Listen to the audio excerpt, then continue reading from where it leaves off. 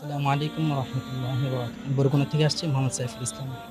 হাদ্দাসার নিকট আমার একটি প্রশ্ন হচ্ছে যে, মৃত ব্যক্তির দোষ গুণ বর্ণনার ক্ষেত্রে ইসলামে কি কোনো বিধিনিষেধ রয়েছে?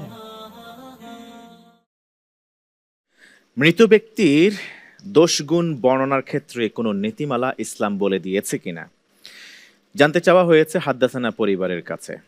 শেখ শাহ মোহাম্মদ অলিউল্লাহ হাফিজাহুল্লাহ।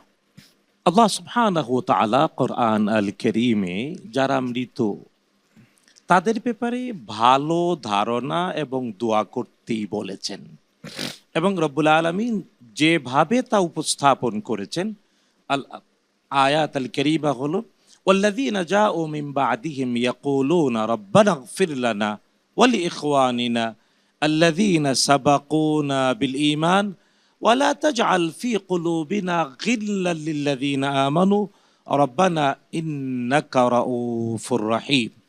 এটা কিন্তু দোয়া, বাট এর মধ্যে মেসেজ আল্লাহ তাআলা বলে দিয়েছেন।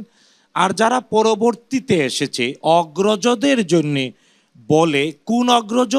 যারা ঈমান সহ পৃথিবী থেকে বিদায় নিয়েছে, কিন্তু দুষ্ত্রুটি করতেই পারে, করেছে, কিন্তু কি দোয়া করে? হে আল্লাহ, তুমি ক্ষমা করে দাও আমাদের আগে যারা গত হয়ে গেছে তাদেরকে, আমাদের অগ্রজদেরকে, আর আমাদের আত্মায় তাদের ব্যাপারে কোনো ধরনের আক্রোশ, বিদ্বেষ, হিংসা কিচ্ছু রেখো না, আর ক্ষমা করে দাও আমাদেরকেও, তুমি হলে কোমল আর দয়াময়।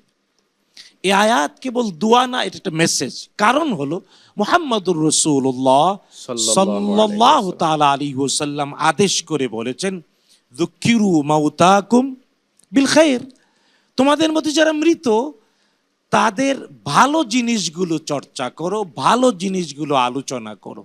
আর এর একটা কারণ বিশ্বনবী সাল্লাল্লাহু আলাইহি ওয়াসাল্লাম বলেছেন, এর কারণ হলো মাইয়েতের ভালো জিনিস বলা, তার জন্য দোয়া। অপরদিকে মাইয়েতের মন্দ বলা, মন্দ চর্চা করা মানে তার জন্য বদদোয়া করা।